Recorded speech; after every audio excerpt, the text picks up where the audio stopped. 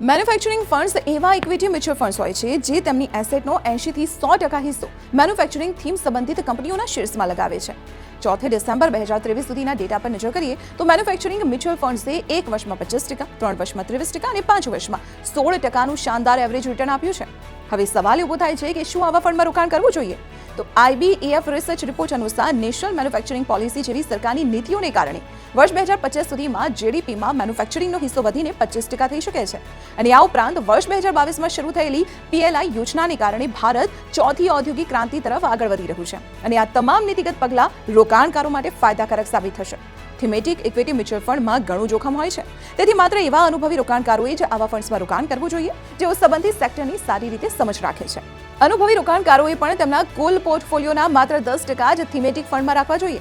આવા ફંડમાં રોકાણ કરતા પહેલા એક્સપેન્સ રેશિયોની તુલના કરો, એટલે કે ઓછા ખર્ચવાળા ફંડની શોધ કરો.